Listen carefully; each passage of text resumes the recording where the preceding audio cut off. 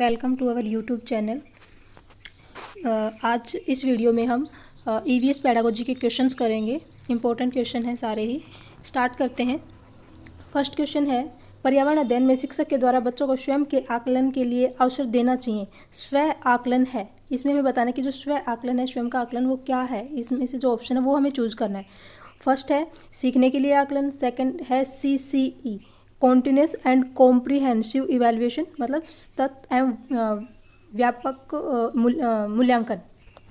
Third है सीखने के समान आकलन और फोर्थ है सीखने का आकलन। पहले हम इन टर्म्स को देख लेते हैं। जो सीखने के लिए आकलन है, देखो एक तो होता है असेसमेंट फॉर लर्निंग, एक होता है असेसमेंट एज लर्निंग और एक होता है असेसमेंट ऑफ लर्निंग। ये तीनों एक बार हम देख लेते हैं क्या होते हैं। असेसमेंट फॉर लर्निंग क्या होता है? सीखने के लिए आकलन, मतलब जो टीचिंग लर्निंग प्रोसेस से पहले आकलन बच्चों का किया जाता है वो होता है सीखने के लिए आकलन, कि बच्चों को पहले से कितना आता है। जो टीचर होता है पहले वो ये देखता है कि मेरे पढ़ाने से पहले बच्चों को कितना आता है। तो ये टीचिंग लर्निंग प्रोसेस से पहले की प्रक्रिया है सीखने के लिए आकलन, असेसमेंट फॉर लर्निंग। ठीक है। सेकंड ये है असेसमेंट एज लर्निंग और थर्ड है असेसमेंट ऑफ लर्निंग, सीखने का आकलन। सीखने का आकलन का मतलब है कि बच्चों ने कितना सीखा। टीचिंग लर्निंग प्रोसेस जब खत्म हो जाती है तब इस आकलन को किया जाता है कि बच्चों ने पढ़ाने के बाद कितना सीखा है। जैसे ईयर के एंड में और ईयर के मिड में जो हम एग्जाम लेते हैं बच्चों के, वो होते हैं, वो इसी प्रक्रिया के अंदर आते हैं, वार्षिक और अर्धवार्षिक परीक्षा। ठीक है। तो इसमें क्या देखा जाता है कि टीचर के पढ़ाने के बाद बच्चों ने कितना सीखा। इसमें ये पहले होता है, टीचिंग लर्निंग प्रोसेस से पहले होता है ये आकलन। इसमें पहले ये देखा जाता है बच्चों को कितना आता है और इसमें देखा जाता है कि पढ़ाने के बाद बच्चों को कितना आया है। ठीक है। और एक है असेसमेंट एज लर्निंग, सीखने के समान आकलन। इसमें क्या होता है, जो बच्चा होता है, जो विद्यार्थी होता है, वो खुद अपना आकलन करता है, स्वयं आकलन करता है। ठीक है। तो इस क्वेश्चन में हमसे क्या पूछा है? स्व आकलन। तो सीखने के समान आकलन क्या होता है? बच्चा खुद अपने आप का आकलन करता है। कि जैसे मान लो उसने कोई बुक पढ़ी और फिर अपने फ्रेंड्स को कहे कि इसमें से मेरे से कोई क्वेश्चन पूछ, तो वो क्या होगा, वो बच्चा खुद अपना आकलन कर रहा है, अपने आप अपना आकलन कर रहा है। ठीक है। तो क्वेश्चन में क्या पूछा है? पर्यावरण अध्ययन में शिक्षक के द्वारा बच्चों को स्वयं के आकलन के लिए अवसर देना चाहिए। तो जो स्व आकलन है, स्वयं का आकलन, वो क्या है? इसमें से हमें ऑप्शन चूज करना था। तो क्या होगा? सीखने के समान आकलन। यही तो होता है स्व आकलन। बच्चा इसमें खुद अपने आप का आकलन करता है ना, अपने आप का चेक करता है कि उसको कितना आता है। तो स्व आकलन के लिए इसका ऑप्शन कौन सा? थर्ड ऑप्शन राइट ऑप्शन हो जाएगा। ठीक है। नेक्स्ट क्वेश्चन है, नेक्स्ट है राष्ट्रीय पाठ्यचर्या की रूपरेखा 2005 प्राथमिक स्तर पर पर्यावरण अध्ययन शिक्षण का प्रमुख उद्देश्य होना चाहिए। इससे पहले हम ये देख लेते हैं कि जो राष्ट्रीय पाठ्यचर्या की रूपरेखा 2005 नेशनल करिकुलम फ्रेमवर्क 2005, इसमें क्या क्या सिद्धांत थे, इसमें क्या क्या बातें कही गई थी बच्चों के लिए। ठीक है। तो पहला तो ये कहा गया था कि बच्चों को मेमोराइजेशन से दूर रखा जाना चाहिए, कि जो रटाफिकेशन है, क्रैमिंग है, वो बच्चों को नहीं करवाई जानी चाहिए। बच्चों को समझाकर एक कंसेप्ट क्लियर करवाने चाहिए, उनको समझाकर सारी बातें, गतिविधियाँ होनी चाहिए बच्चों के लिए, उनको अलग अलग अवसर देने चाहिए और बच्चों को दैनिक जीवन से जोड़ना चाहिए। जो उनकी पाठ्य पुस्तक है उसमें जो भी चैप्टर्स हैं, जो भी हम करवाएं, तो उनको उनके दैनिक जीवन से जोड़कर पढ़ाया जाना चाहिए। शिक्षक को क्या करना है, उनको बच्चों को अपने उनके दैनिक जीवन या बाहरी जीवन, ठीक है, स्कूल के बाहरी जीवन से उनको जोड़कर पढ़ाया जाना चाहिए। तो ये था NCF 2005 में ये कुछ बातें कही गई थी। और बच्चों को स्वतंत्र होना चाहिए, उनको भयमुक्त प्रणाली देनी चाहिए कि और अलग अलग अवसर देने चाहिए, सहयोग समूह में होना चाहिए शिक्षण, उचित वातावरण मिलना चाहिए बच्चों को। ठीक है। तो देखते हैं अब इसमें से कौन सा है। राष्ट्रीय पाठ्यचर्या की रूपरेखा 2005 प्राथमिक स्तर पर पर्यावरण अध्ययन शिक्षण का प्रमुख उद्देश्य कौन सा होना चाहिए। तो जो पॉजिटिव वर्ड हमें मिलेगा वो देख लेते हैं। जो नेगेटिव होगा वही इसका गलत आंसर हो जाएगा। जो पॉजिटिव वर्ड मिलेगा हमें वो इसका राइट ऑप्शन हो जाएगा। ठीक है। तो फर्स्ट है विषय की आधारभूत संकल्पनाओं की आधारभूत समझ का विकास। सेकंड है विषय के आधारभूत सिद्धांतों को स्मरण करना। तो ये गलत हो गया, एक तो स्मरण है ना, मेमोराइजेशन हो गया ये तो, है ना। तो हमें बच्चों को याद नहीं करवाना, कुछ उनको स्मरण नहीं करवाना, मेमोराइजेशन नहीं करवानी, क्रैमिंग नहीं करवानी। ठीक है। तो ये नहीं हो सकता। थर्ड है कक्षा दिगम को विद्यालय के बाहरी जीवन से जोड़ना। तो ये तो NCF में कहा गया है कि विद्यालय को उनके दैनिक जीवन या विद्यालय के बाहरी जीवन से बच्चों को जोड़ना है। फोर्थ है स्वतंत्र रूप से प्रयोग करने की कुशलता अर्जित करना। देखो ये वैसे ऑप्शन ठीक है, लेकिन सबसे जो बेस्ट ऑप्शन है इसका कौन सा है, जो ऑप्शन नंबर थर्ड है, विद्यालय को उनको बाहरी जीवन से जोड़ना है। कक्षा अधिगम को जब हम पढ़ाते हैं कक्षा में, तो उनको विद्यालय के बाहर के जीवन से जोड़ के फिर पढ़ाया जाना चाहिए, ठीक है, अलग अलग एग्जाम्पल दे के ऐसे। तो जो बेस्ट ऑप्शन है वो कौन सा है इसका, ऑप्शन नंबर थर्ड। तो इसका राइट ऑप्शन हो जाएगा ऑप्शन नंबर थर्ड।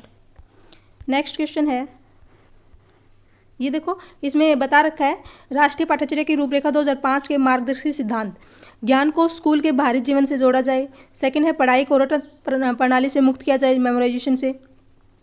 और थर्ड है पाठ्यचर्या पाठ्य पुस्तक केंद्रित ना हो, सिर्फ पाठ्य पुस्तक में जो दे रखा है वही, उससे बाहर के जीवन से जोड़ा जाना चाहिए बच्चों को, ठीक है। फोर्थ है विद्यालय में दी जाने वाली शिक्षा को विभिन्न प्रकार की गतिविधियों से जोड़ा जाना चाहिए, ठीक है।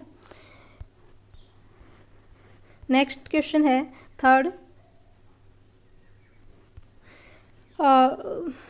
डैश के अलावा निम्नलिखित पर्यावरण अध्ययन पढ़ाने की विधियां हैं, इनमें से एक को छोड़कर, किसी एक को छोड़कर बाकी सारी ईवीएस को पढ़ाने की विधियां हैं, तो उस एक का ही जो वो एक है वो हमें चूज करना है कि इस एक को छोड़ के बाकी सारी विधियां पर्यावरण अध्ययन को पढ़ाने की विधियां हैं, ठीक है। तो फर्स्ट है सहयोगात्मक अधिगम, सेकंड है निर्देशित खोज, थर्ड है व्याख्यानों द्वारा स्पष्ट करने, और फोर्थ है समस्या समाधान। तो जो व्याख्यानों मतलब जो लेक्चर्स हैं ये गलत हो जाएगा इसका, क्योंकि अगर लेक्चर ही देते रहेंगे, बच्चों को बाहरी जीवन से ना जोड़ें, अगर लेक्चर ही देते रहेंगे तो बच्चे बोर हो जाएंगे इससे, फिर उसमें इंटरेस्ट नहीं दिखाएंगे वो, है ना। तो इसका जो राइट ऑप्शन है वो कौन सा हो जाएगा, ये नेगेटिव वर्ड है एक, ठीक है ना। पेडागोजी में कुछ पॉजिटिव वर्ड्स होते हैं, कुछ नेगेटिव वर्ड्स होते हैं। पॉजिटिव वर्ड्स जैसे कि बाहरी जीवन से उनको जोड़ना है, दैनिक जीवन, अवसर, है ना, समस्या समाधान होने चाहिए उनके, उचित वातावरण उनको मिलनी चाहिए।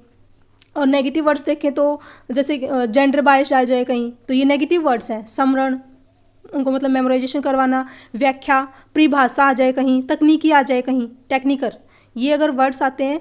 और केवल, कहीं अगर केवल आए तो ये जो वर्ड्स होते हैं ये नेगेटिव वर्ड्स होते हैं, ठीक है।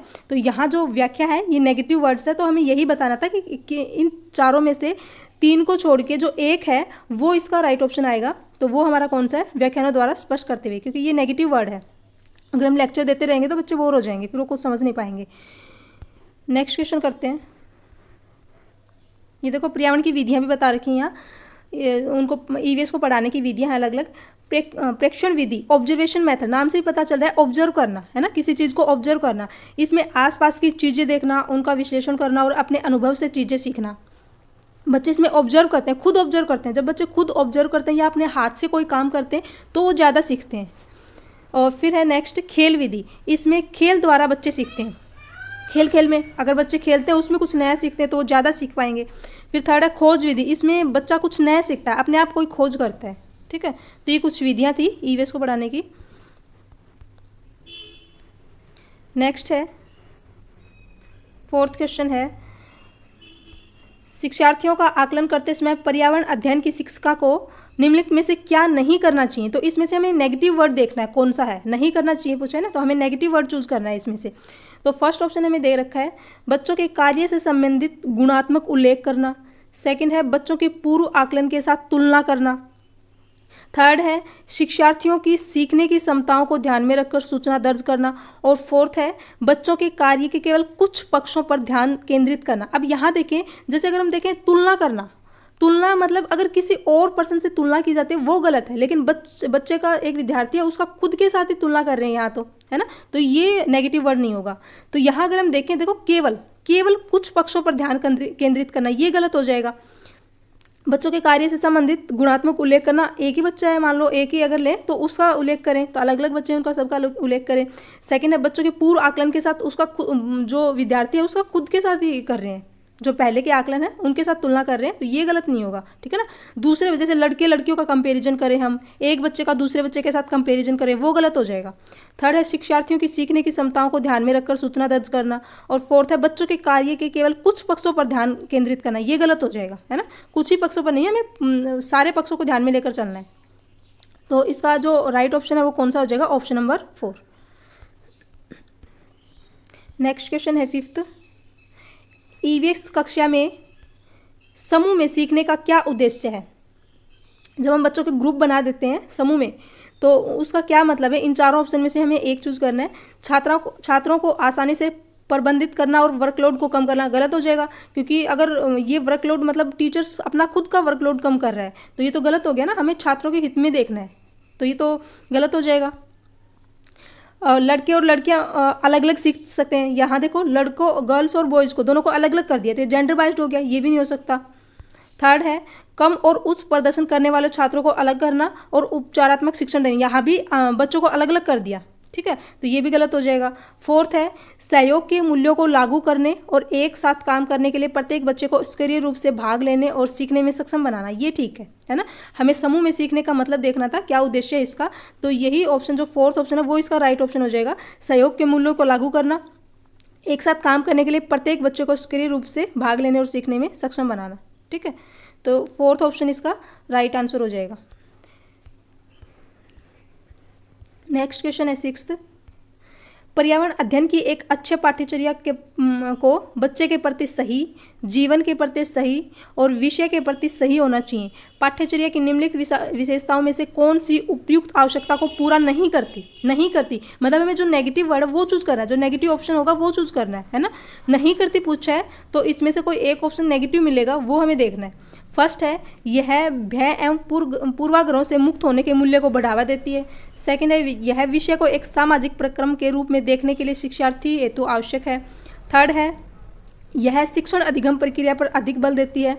और फोर्थ है यह शब्दावली और परिभाषाओं पर अधिक बल देती है। ये देखो यहाँ ये नेगेटिव वर्ड हो गया, हमें परिभाषा, शब्दावली, परिभाषाओं ये नेगेटिव वर्ड है ना।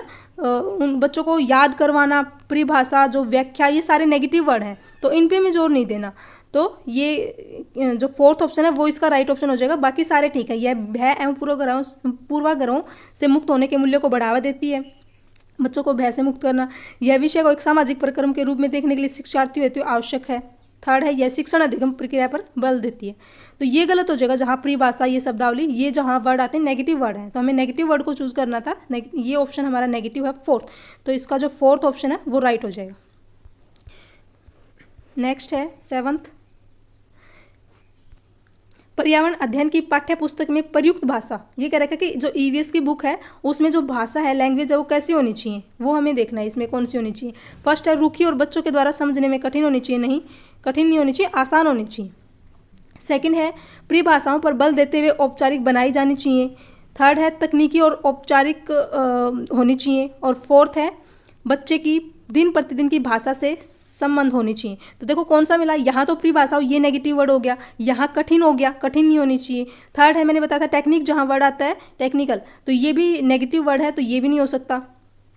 तो बचा कौन सा ऑप्शन, इसका फोर्थ ऑप्शन बच गया, बच्चे की दिन प्रतिदिन की भाषा से संबंध होना चाहिए। उनकी जो डेली लाइफ की प्रतिदिन की जो भाषा है उससे जोड़कर हमें पढ़ाया जाना चाहिए बच्चों को, ठीक है। तो जो इसका फोर्थ ऑप्शन है वो इसका राइट आंसर हो जाएगा। नेक्स्ट क्वेश्चन है, ये देखो इसमें बता रखा है, इनमें वास्तविक कहानियों और घटनाओं को शामिल करना चाहिए। बुक का कंटेंट बच्चों के मानसिक स्तर का होना चाहिए, उनके लेवल का होना चाहिए जो बुक का कंटेंट है। यह प्राकृतिक, सामाजिक और सांस्कृतिक परिवेश को एकीकृत तरीके से प्रस्तुत करती हो।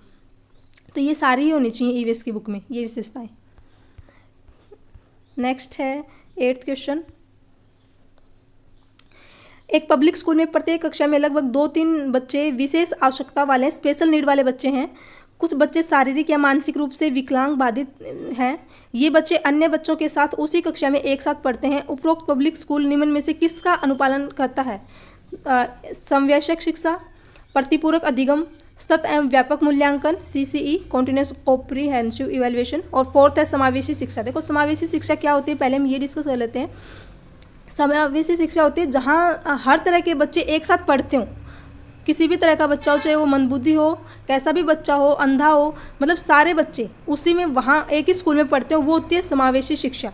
तो इसमें क्या कहा है, स्पेशल नीड वाले बच्चे हैं तो ये बच्चे अन्य बच्चों के साथ उसी कक्षा में एक साथ पढ़ते हैं। सारे बच्चे जो स्पेशल नीड वाले हैं वो भी, जो नॉर्मल बच्चे हैं वो भी, सारे बच्चे एक ही कक्षा में पढ़ते हैं।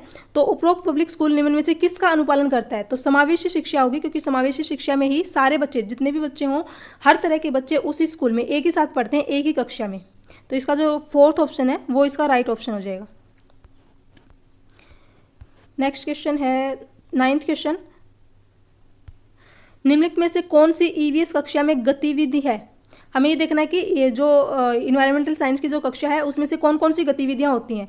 तो फर्स्ट है श्यामपट्ट का प्रयोग, जो बोर्ड है उसका प्रयोग, चित्र पढ़ना, फील्ड भ्रमण, ये सभी। तो इसमें ये सारे ही जो ईवीएस की कक्षा है उसमें सारे ये गतिविधि होती हैं। श्यामपट्ट का प्रयोग, ब्लैक बोर्ड का प्रयोग करते हैं, चित्र पढ़ना, पिक्चर रीडिंग, थर्ड है फील्ड भ्रमण, और फोर्थ है ये सभी। तो इसका जो फोर्थ ऑप्शन है वो इसका राइट ऑप्शन हो जाएगा, option number 4। Next 10th question है, ये महत्वपूर्ण क्रियाकलाप दे रखे हैं। कहानी और कविताएं होनी चाहिए, खेलों का आयोजन होना चाहिए। जो ईवीएस की कक्षा है उसमें ये गतिविधियां होनी चाहिए, कहानी और कविताएं, खेलों का आयोजन, प्रतियोगिता और वाद विवाद का आयोजन करवाना, क्योंकि यहाँ से बच्चे ज़्यादा सीखेंगे। नेक्स्ट है 10th क्वेश्चन, निम्नलिखित में से कौन सा एक पर्यावरण अध्ययन के संबंध में सत्य नहीं है? ईवीएस के लिए सत्य नहीं है, ईवीएस के संबंध में सत्य नहीं है, वो हमें दिखाना है। फर्स्ट है पर्यावरण अध्ययन वर्णनों और परिभाषाओं पर बल देता है। सेकंड है पर्यावरण अध्ययन की प्रकृति एकीकृत है। थर्ड है पर्यावरण अध्ययन बाल केंद्रित अध्ययन है। फोर्थ है पर्यावरण अध्ययन बच्चों को अपने परिवेश को खोजने का अवसर देता है। तो यहाँ अगर हम नेगेटिव वर्ड देखें, क्योंकि सत्य नहीं पूछा है ना, तो नेगेटिव वर्ड देखना पड़ेगा। तो नेगेटिव वर्ड अगर हम देखें तो देखो परिभाषाओं, ये नेगेटिव वर्ड हो गया है ना, हमें इन पर बल नहीं देना, परिभाषाओं पर, ठीक है ना, उनको बाहर के जीवन से जोड़कर पढ़ाया जाना चाहिए। तो ये बाकी और जो ऑप्शन है वो ठीक है ये सारे। तो ये सत्य नहीं है, इसका मतलब जो इसका राइट ऑप्शन होगा वो कौन सा हो जाएगा? ऑप्शन नंबर फर्स्ट, सत्य नहीं है पूछा था, जो इनकरेक्ट है वो पूछा था। ये बाकी सारे ठीक है। पर्यावरण अध्ययन की प्रकृति एकीकृत है, पर्यावरण अध्ययन बाल केंद्रित अध्ययन है, पर्यावरण अध्ययन बच्चों को अपने परिवेश को खोजने का अवसर देता है, ठीक है। तो इसका फर्स्ट ऑप्शन राइट हो जाएगा, option number first. Next 11th question है, प्राथमिक स्तर पर मानचित्रांकन सिखाने से शिक्षार्थियों में निम्नलिखित में से किस कौशल को बढ़ावा मिलता है? जो मैपिंग है उसको सिखाने से बच्चों के किस कौशल को बढ़ावा मिलता है? फर्स्ट है गणनाएं और अनुमान, सेकेंड है माप के अनुसार चित्रण करना, थर्ड है सापेक्ष स्थिति और दिशाबोध की जानकारी, और फोर्थ है साफ सुथरा रेखांकन। तो अगर हम यहाँ देखें तो जो मैपिंग से बच्चों को क्या सीखने को मिलेगा? सापेक्ष स्थिति और दिशाबोध की जानकारी होगी। जो पोजीशन है, सही पोजीशन, और जो दिशा है उसकी जानकारी होगी, है ना बच्चों को। जैसे हम कहें कि जो हमारा मानचित्र होता है उसमें जो गुजरात है वो मध्य प्रदेश से किस साइड में है ऐसे पूछें, हरियाणा पंजाब से किस साइड में है, किस दिशा में है ना, तो उनको जो मैपिंग से पोजीशन, जो स्थिति है और दिशा, इसकी जानकारी होगी। नेक्स्ट क्वेश्चन है 12th, पर्यावरण अध्ययन में एक अच्छे दत्त कार्य का मुख्य लक्ष्य होना चाहिए। जो पॉजिटिव वर्ड है वो हमें चूज करना है। देखो जो पॉजिटिव आंसर होगा वो हमें देखना है, इसमें मुख्य लक्ष्य क्या होना चाहिए पर्यावरण अध्ययन का। तो फर्स्ट है प्रभावी अधिगम के लिए पाठ की दोहराई, सेकंड है समय का बेहतर उपयोग सुनिश्चित करना, थर्ड है शिक्षार्थियों को अनुशासन में बनाए रखना, और फोर्थ है अधिगम विस्तार के अवसर उपलब्ध कराना। तो जो बेस्ट ऑप्शन है वो हमें क्या मिला? अवसर, है ना, ये एक पॉजिटिव वर्ड है अवसर। तो जो इसका बेस्ट ऑप्शन होगा वो कौन सा हो जाएगा? ऑप्शन नंबर 4, अधिगम विस्तार के अवसर उपलब्ध कराना, ठीक है। तो इसका ऑप्शन नंबर 4 राइट आंसर हो जाएगा। नेक्स्ट क्वेश्चन करते हैं, 13 है, एनसीईआरटी की पाठ्य पुस्तकों में पर्यावरण अध्ययन को उच्च प्राथमिकता और स्थान दिया गया है। फर्स्ट है विषय की आधारभूत संकल्पनाओं की व्याख्या करने के लिए, सेकंड है चिंतन और विस्मय के शिक्षार्थियों को अवसर उपलब्ध कराने के लिए, थर्ड है तकनीकी शब्दावली की सटीक परिभाषाएं उपलब्ध कराने के लिए, और फोर्थ है अधिक संख्या में अभ्यास प्रश्नों को शामिल करने के लिए। तो क्या है? एनसीईआरटी की जो बुक है उसमें पर्यावरण अध्ययन को उच्च प्राथमिकता और स्थान दिया गया है। किस लिए? फर्स्ट देखो अगर हम देखें तो इसमें व्याख्या है, नेगेटिव वर्ड हो गया, ये नहीं हो सकता। सेकंड है अवसर, है ना, इसमें अवसर है, पॉजिटिव है, इसका मतलब ये ऑप्शन ठीक है। थर्ड में क्या हो गया? तकनीकी शब्दावली, वही टेक्निकल आ गया, ये गलत हो जाएगा। परिभाषाएं हैं, गलत हो जाएगा। अधिक संख्या में अभ्यास प्रश्नों को शामिल करने के लिए, तो जो इसका बेस्ट ऑप्शन है वो कौन सा हो जाएगा? अवसर मिल रहे हैं ना बच्चों को, चिंतन और विस्मय के लिए शिक्षार्थियों को अवसर उपलब्ध कराने के लिए। तो इसका जो ऑप्शन नंबर 2 है वो इसका राइट आंसर हो जाएगा। नेक्स्ट 14th क्वेश्चन है, पर्यावरण अध्ययन की प्रकृति निम्नलिखित का समर्थन नहीं करती। नहीं करती मतलब हमें नेगेटिव वर्ड देखना है, इसमें से कौन सा है? बच्चों को खोज करने के लिए पर्याप्त स्थान मिले, पर्याप्त मिल रहा है, मतलब ये तो पॉजिटिव है ना। सेकंड है बच्चे कम गलतियां करें, थर्ड है बच्चों को करके सीखने का अवसर मिल रहा है, यहाँ ये भी पॉजिटिव है। फोर्थ देखें बच्चे बहुत से प्रश्न पूछें, अगर बच्चे अपने आप से प्रश्न पूछे वो ज़्यादा सीखेंगे, तो ये भी पॉजिटिव है। तो अगर हम देखें बच्चे कम गलतियां करें, ये नेगेटिव हुआ, क्योंकि अगर बच्चे गलतियां ही नहीं करेंगे तो सीखेंगे कैसे? इंसान जितनी गलतियों से ही तो सीखता है ना। जितनी ज़्यादा वो गलतियां करेंगे उतनी वो ज़्यादा सीखते हैं। ज़्यादा गलतियां भी नहीं करनी, लेकिन बच्चे गलतियां ही नहीं करेंगे तो सीखेंगे कैसे? तो इसका जो राइट ऑप्शन है वो कौन सा हो जाएगा? Option number second. बाकी ये सारे ही पॉजिटिव हैं, तो हमें नेगेटिव को ढूंढना था, तो ऑप्शन नंबर सेकंड इसका राइट आंसर हो जाएगा। नेक्स्ट 15th क्वेश्चन है, पर्यावरण अध्ययन शिक्षण के संदर्भ में राष्ट्रीय पाठ्यचर्या की रूपरेखा NCF 2005 निम्नलिखित में से किसे प्रस्तावित नहीं करती? तो हमने NCF के बारे में डिस्कस कर लिया था पहले, क्या क्या उसकी विशेषताएं, उसमें क्या बातें कही गई हैं। तो उसमें से हम देखते हैं नहीं करती, मतलब जो नेगेटिव बात होगी वो हमें सिलेक्ट करनी है, इसमें से वो चूज करनी है। फर्स्ट है विषयानुसार उपागम, सेकंड है बच्चों के अनुभवों और संदर्भों से जोड़ना, थर्ड है हस्तप्रक क्रियाकलाप, और फोर्थ है तकनीकी शब्दावली से परिचित करना। तो ये नेगेटिव वर्ड हो गया, तकनीकी शब्दावली, टेक्निकल टर्म्स, है ना। तो हमें नेगेटिव वर्ड से ढूंढना था, तो वो कौन सा हुआ? फोर्थ। तो इसका जो फोर्थ ऑप्शन है वो राइट आंसर हो जाएगा। कुछ वर्ड्स हमें ध्यान रखने होते हैं, नेगेटिव और पॉजिटिव, उन्हीं से सारे क्वेश्चन हो जाएंगे हमारे। एक दिन हम वीडियो भी लेके आएंगे नेगेटिव और पॉजिटिव वर्ड्स की, फिर पेडागोजी में हमारे यही क्वेश्चन आते हैं सारे, उन्हीं से हमारे सारे क्वेश्चन हो जाते हैं फिर। नेक्स्ट 16th क्वेश्चन है, निम्नलिखित में से कौन सा पर्यावरण अध्ययन का उद्देश्य नहीं है? नहीं है मतलब हमें नेगेटिव देखना है कौन सा है। फर्स्ट है बच्चों को पाठ्य पुस्तक की परिभाषाएं प्रदान करने के लिए प्रोत्साहित करना, सेकंड है बच्चों की जिज्ञासा और सृजनात्मकता का पोषण करना, थर्ड है परिवेशीय मुद्दों पर जागरूकता का विकास करना, और फोर्थ है बच्चों को स्वयं अपने हाथ से कार्य करने और खोजने के क्रियाकलापों से जोड़ना। तो नेगेटिव कौन सा हुआ यहाँ? अगर हम देखें तो परिभाषाएं आ गया, है ना, तो ये नेगेटिव हो गया। बाकी सारे ही ठीक है। बच्चों की जिज्ञासा और सृजनात्मकता का पोषण करना, उनकी जो जिज्ञासा है उनको शांत करना। नेक्स्ट है परिवेशीय मुद्दों पर जागरूकता का विकास करना, थर्ड है बच्चों को अपने आप कार्य करने देना, उसके अवसर देना। तो ये भी पॉजिटिव है। तो जो नेगेटिव है वो कौन सा हुआ? यहाँ परिभाषाएं हम देख रहे हैं, ये नेगेटिव वर्ड है, तो जो इसका फर्स्ट ऑप्शन है वो राइट ऑप्शन हो जाएगा। ठीक है, इसका राइट आंसर कौन सा हो जाएगा? फर्स्ट। नेक्स्ट है 17th क्वेश्चन, समूह कार्य से पर्यावरण अध्ययन कर रहे बच्चों की सामाजिक व्यक्तिक विशेषताओं के आकलन के लिए निम्नलिखित में से कौन सा उपकरण सर्वाधिक उपयुक्त होगा? सर्वाधिक उपयुक्त पूछा है, मतलब जो बच्चे समूह में कार्य कर रहे हैं उसके लिए कौन सा बेस्ट ऑप्शन होगा, उसके लिए वो हमें चूज करना है। फर्स्ट है निर्धारण मापनियाँ, रेटिंग स्केल कहते हैं, दत्त कार्य, थर्ड है कागज पेंसिल परीक्षण, और फोर्थ है मौखिक परीक्षण, मौखिक पर्सन।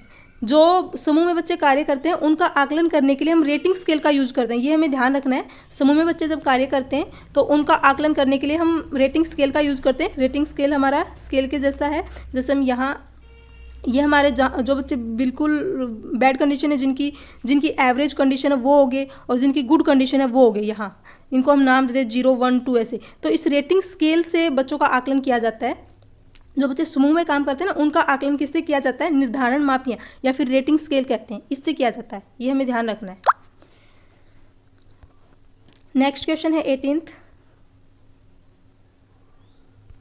एक प्राथमिक स्तर की अध्यापिका जल अभाव के विषय पर अपनी कक्षा 4th के बच्चों को प्रभावपूर्ण तरीके से किस प्रकार आंकेगी? फर्स्ट है उपयुक्त विषय एक लिखित परीक्षा का आयोजन करके, जो बेस्ट ऑप्शन होगा वो हमें चूज करना है। सेकंड है यह पता करके कि उन्होंने अपने दैनिक जीवन में जल की बचत कैसे प्रारंभ की, देखो पॉजिटिव वर्ड आ रहा है, दैनिक जीवन। थर्ड है जल संरक्षण में पोस्टर बनाने की गतिविधि का आयोजन करके, और फोर्थ है बच्चों को जल संरक्षण पर नारे लिखने के लिए कहकर। तो जो बेस्ट ऑप्शन है वो कौन सा होगा? जल अभाव के लिए बच्चों को प्रभावपूर्ण तरीके से किस प्रकार आंकेगी, ये हमें बताना था कि जल अभाव, जो जल का अभाव है उसके लिए बच्चों के अलग अलग विचार कैसे होंगे। तो इससे किस ऑप्शन से हमें ज़्यादा पता चलेगा? यह पता करके कि उन्होंने अपने दैनिक जीवन में जल की बचत कैसे प्रारंभ की, है ना। तो ये बेस्ट ऑप्शन है इसका सेकंड, तो ऑप्शन नंबर 2 इसका राइट आंसर हो जाएगा। नेक्स्ट 19th क्वेश्चन है, पर्यावरण अध्ययन की एक शिक्षिका निम्नलिखित कारणों से अपनी कक्षा का प्रारंभ कुछ मुख्य प्रश्न पूछते हुए करती है। सबसे कम प्राथमिकता वाला कारण कौन सा है, उसे चुनिए। जो एक शिक्षिका है, एक टीचर है, वो अपनी कक्षा में पहले क्या करते हैं? पढ़ाने से पहले कुछ प्रश्न पूछती है, ठीक है।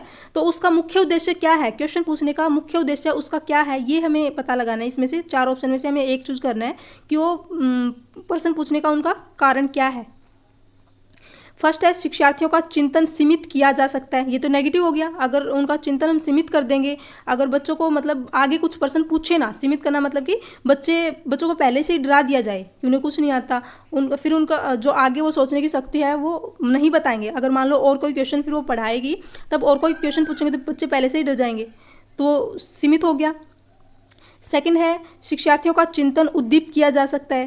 थर्ड है प्रश्न शिक्षार्थियों में उत्सुकता जगाते हैं। और फोर्थ है प्रश्न प्रकरण को संदर्भपरक बनाने में मदद करते हैं। तो हमें नेगेटिव बताना था ना, सबसे कम प्राथमिकता वाला कारण कौन सा है, तो नेगेटिव बताना था हमें। तो कौन सा हुआ, शिक्षार्थियों का चिंतन सीमित किया जा सकता है, ये गलत हुआ। क्योंकि टीचर का ये उद्देश्य थोड़ी ना होता कि वो प्रश्न इसलिए पूछे ताकि बच्चे आगे बता ही ना सकें और पहले से वो डर जाएं कि उन्हें कुछ नहीं आता, कभी टीचर डांट दे उनको।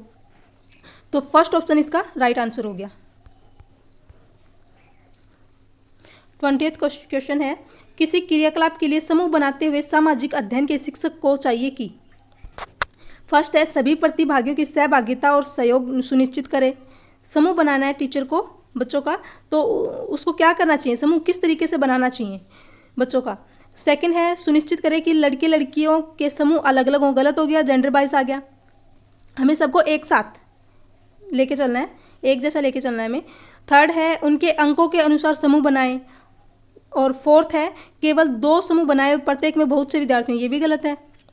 2 समूह बनेंगे, ज़्यादा बच्चे होंगे तो फिर ज़्यादा वहाँ डिस्टर्बेंस होगी। तो जो राइट ऑप्शन है वो इसका कौन सा हो जाएगा, सभी प्रतिभागियों की सहभागिता और सहयोग सुनिश्चित करें। ठीक है, तो किसी क्रियाकलाप के लिए समूह बनाते हुए सामाजिक अध्ययन के शिक्षक को क्या चाहिए, सभी प्रतिभागियों की सहभागिता और सहयोग सुनिश्चित करें। फर्स्ट ऑप्शन इसका राइट आंसर हो जाएगा। नेक्स्ट क्वेश्चन है 21, प्राथमिक स्तर पर पर्यावरण अध्ययन के शिक्षण में कहानियों और कविताओं का प्रभावी ढंग से उपयोग किया जा सकता है। पर्यावरण अध्ययन में इनके उपयोग का मुख्य उद्देश्य है। प्राथमिक स्तर पर जो बच्चे होते हैं उनको ईवीएस पढ़ाने के लिए कहानियों और कविताओं का उपयोग किया जाता है। तो उनका मुख्य उद्देश्य क्या है, कहानी और कविताओं का जो प्रयोग करते हैं हम, उनका मुख्य उद्देश्य क्या है। फर्स्ट है सीखने के लिए संदर्भगत वातावरण प्रदान करना। सेकंड है पाठों को आनंददायक बनाना। थर्ड है भाषिक कौशलों को बढ़ावा देना। और फोर्थ है कक्षा की विविधता की पूर्ति। तो जो बेस्ट ऑप्शन हमें दिख रहा है वो कौन सा दिख रहा है, सीखने के लिए संदर्भगत वातावरण प्रदान करना, मतलब कि बच्चों को उचित वातावरण देना, उसी वातावरण में वो ढल जाए, है ना। जैसे हम कोई लेसन उनको पढ़ा रहे हैं, कोई चैप्टर पढ़ा रहे हैं, तो अगर हम उनको उसी के बारे में कोई कहानी सुनाएं या कविता बताएं तो बच्चे ज़्यादा सीख पाएंगे। तो उसी के अकॉर्डिंग हम, उसी जो पॉइंट आता है उसमें जो बात आती है उसी के अकॉर्डिंग हम बच्चों को कविता या कहानी सुनाएं तो बच्चे ज़्यादा समझ पाएंगे। उसी तरह का हम माहौल बनाएं। ठीक है, तो इसका फर्स्ट ऑप्शन राइट आंसर हो जाएगा। ये भी ठीक है वैसे तो पाठों को आनंददायक बनाना, लेकिन ये ज़्यादा है, ये ज़्यादा अच्छा है। उसी तरह का माहौल बनाए तो बच्चे ज़्यादा सीख पाएंगे फिर। तो फर्स्ट ऑप्शन इसका राइट आंसर है। नेक्स्ट क्वेश्चन है 22, निम्नलिखित में से पर्यावरण अध्ययन में आकलन के लिए कौन सा संकेतक नहीं होना चाहिए। हमें नेगेटिव चूज करना है, नहीं होना चाहिए पूछा है। फर्स्ट है प्रश्न पूछना। सेकंड है न्याय और समानता के प्रति सरोकार। थर्ड है सहभागिता। और फोर्थ है याद करना। तो देखो प्रश्न पूछना ठीक है, क्योंकि जितना ज़्यादा प्रश्न बच्चे प्रश्न पूछेंगे उतनी ही उनकी नॉलेज बढ़ेगी, ज्ञान बढ़ेगा, है ना, उत्सुकता जिज्ञासा बढ़ेगी। नेक्स्ट है न्याय और समानता के प्रति सरोकार। थर्ड है सहभागिता। और फोर्थ है याद करना। ये नेगेटिव है, याद करना, है ना, मेमोराइजेशन। तो ये गलत हो गया। हमें क्या बताना था, कौन सा संकेतक नहीं होना चाहिए। तो ये जो फोर्थ ऑप्शन है यही नहीं होना चाहिए, याद करना। बच्चों को हमें मेमोराइजेशन नहीं करवाना है। ठीक है, तो इसका जो फोर्थ ऑप्शन है वो राइट आंसर हो जाएगा। 23rd क्वेश्चन है,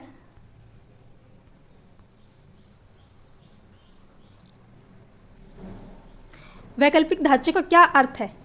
वैकल्पिक ढांचे का क्या अर्थ है। फर्स्ट है सभी विचार जो दृढ़ता से बच्चों द्वारा अर्जित किए जाते हैं। सेकंड है विभिन्न भौतिक घटनाओं का पाठ्य पुस्तक स्पष्टीकरण।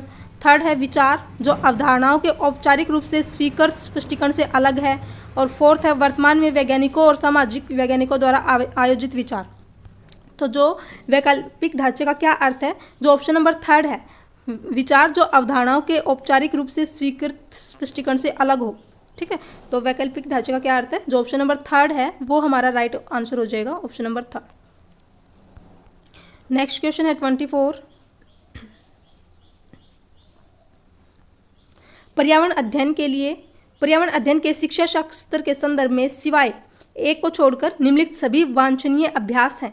तो हमें किसी एक को छोड़कर सारे वांछनीय अभ्यास दे रखे हैं, तो हमें उसी ऑप्शन को टिक करना है कि किसको छोड़कर सारे ठीक हैं, है ना। तो फर्स्ट है आलोचनात्मक चिंतन और समस्या समाधान के लिए क्षमता संवर्धन करने। सेकंड है बच्चे की व्यक्तित्व का पोषण करने। थर्ड है वास्तविक अवलोकन के स्थान पर पाठ्यपुस्तकीय ज्ञान की श्रेष्ठता को स्वीकार करने। और फोर्थ है पाठ्यपुस्तकों और संदर्भों की बहुलता को बढ़ावा देना। तो अगर हम यहाँ देखें, जो थर्ड ऑप्शन है वहाँ देखो, वास्तविक अवलोकन के स्थान पर पाठ्यपुस्तकीय ज्ञान की श्रेष्ठता को स्वीकार करने। किसके स्थान पर? वास्तविक अवलोकन, मतलब बच्चों को बाहरी जीवन से नहीं जोड़ना। जो वास्तव प्रक्रिया है, जो बाहरी जीवन है, दैनिक जीवन है, उसको छोड़कर हमें क्या करना है? पाठ्यपुस्तक, बस उसी ज्ञान से हमें जोड़े रखना है। तो ये गलत हो गया। हमने तो देखा था जो ईवीएस में है, बच्चों को उनके बाहरी जीवन, उनके दैनिक जीवन से जोड़ना चाहिए, उनको अलग अलग अवसर देने चाहिए, है ना। तो इसने क्या पूछा था? किसी एक को छोड़कर सारे ठीक हैं, तो उस एक को ही हमें चूज करना था। तो यही ऑप्शन आएगा, वास्तविक अवलोकन के स्थान पर पाठ्यपुस्तकीय ज्ञान की श्रेष्ठता को स्वीकार करना। हमें वास्तविक अवलोकन ही तो देखना होता है, वही तो करवाना होता है बच्चों को, है ना। उनको अलग अलग अवसर देने होते हैं, उनको बाहरी जीवन से, स्कूली प्रक्रिया है, जो हमारी पाठ्यपुस्तक है, उसके बाहर के जीवन से हमें जोड़ना है, फिर बच्चों को पढ़ाना है बाहर के जीवन से जोड़ के। तो इसमें तो उल्टा कह रखा है, उसको छोड़कर पाठ्यपुस्तकीय ज्ञान को ही देना है बस। तो जो इसका ऑप्शन नंबर थर्ड है वो राइट हो जाएगा। नेक्स्ट क्वेश्चन है 25।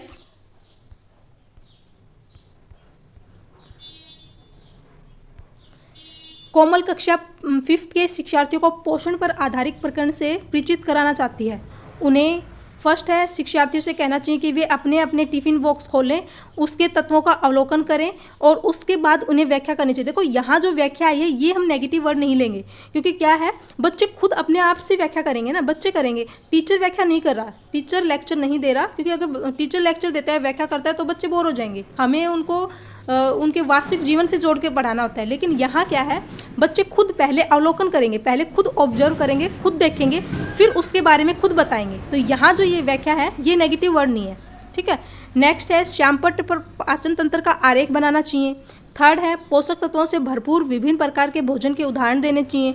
और फोर्थ है विभिन्न प्रकार के भोजन को प्रदर्शित करने वाले चार्ट का प्रयोग करना चाहिए। तो जो बेस्ट ऑप्शन हमें दिख रहा है वो कौन सा दिख रहा है? बच्चे इसमें खुद ऑब्जर्व कर रहे हैं और फिर खुद अपने आप उसके बारे में बताएंगे, है ना। तो जो बेस्ट ऑप्शन है वो कौन सा होगा? पोषण के बारे में सबसे बेस्ट ऑप्शन है इसमें ऑप्शन नंबर फर्स्ट। इसमें बच्चे खुद से ऑब्जर्व करेंगे, खुद ऑब्जर्व करके उसके बारे में देख के और फिर बताएंगे, उसके बारे में व्याख्या करेंगे। तो इसमें बच्चे ज़्यादा सीखेंगे। तो ऑप्शन नंबर फर्स्ट इसका राइट आंसर हो जाएगा। तो ये हमारे 25 क्वेश्चन थे ईवीएस पेडागोजी के। अगर वीडियो पसंद आई हो तो प्लीज़ लाइक कीजिएगा और इस चैनल को सब्सक्राइब कर लीजिए, ताकि आने वाली हर वीडियो का नोटिफिकेशन आपको सबसे पहले मिल सके।